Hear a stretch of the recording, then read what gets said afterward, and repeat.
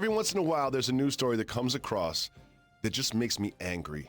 And the next is one of those. Last time we talked about Cade Cunningham, he was at a Tigers game. He was listening to Detroit music. He was acclimating himself for Detroit. And now, your countdown crew brother, Adrian Wojnarowski, took his Twitter fingers out and tweeted this. I can't believe I'm reading this. Detroit's internal meetings are still revolving around 3 players for the number 1 pick on Thursday night. Cunningham, Green, Mobley. Sources tell ESPN Detroit isn't fully there yet on committing to Cunningham with the first overall choice. What are they doing, Jalen? What are they doing? This is so dumb. Just why play these mind games? Commit to Cade, draft Cade, move on with your franchise. What is happening here, Jalen Rose? I like your approach, and I agree with your mentality.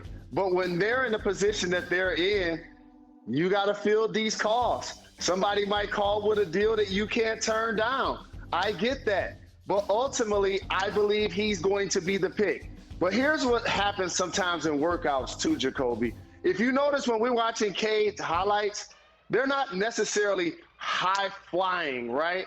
They're not like oohs and ahs above the rim. He's actually a skilled basketball player that does it in all facets, right? And so what ends up, I'm pretty sure happening, you get in some of these workouts with these freak athletes like Mobley and Jalen Green, and all of a sudden these pogo sticks have you like, oh man, hold on. Like, wait a minute, are we sure about this? That's just how the game works. But I think cooler heads are gonna prevail. I think he ultimately becomes the number 1 pick. And you and I have mentioned this. It's one thing to have the top pick.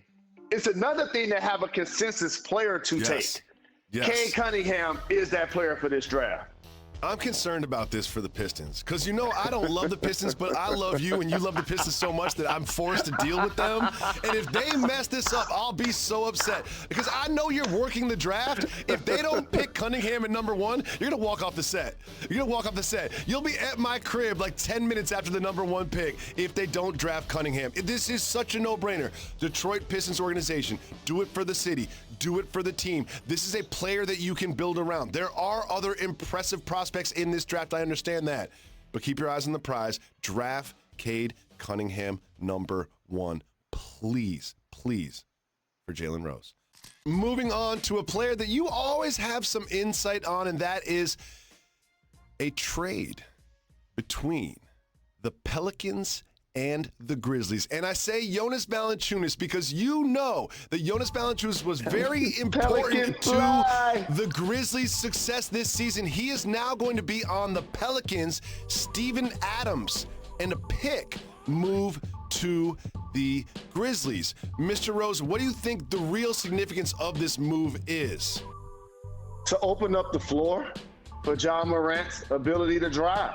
Kind of like what we just said indirectly about Joel Embiid. Valanciunas has been a productive big, right? A double-double guy that could get you a couple of blocks.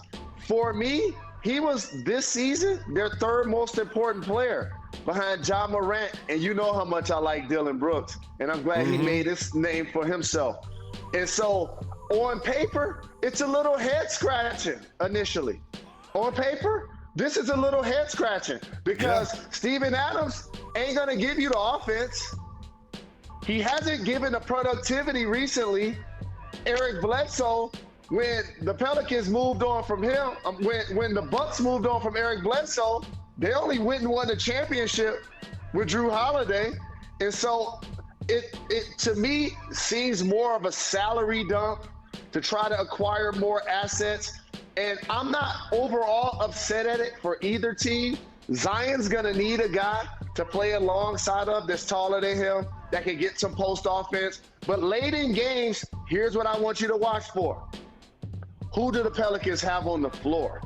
That's the key, because to me, when Zion is at his best, he's point center. I've been talking about his handle. I've been talking about his passes since Duke. I don't necessarily see him and Brandon Ingram falling into the roles of traditional 3, traditional 4 with Valanciunas at the 5.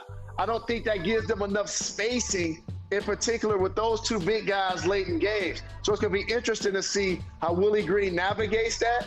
But overall, I think they were just trying to build out their roster and get more assets and ultimately keep Zion happy. That's what you're trying to do.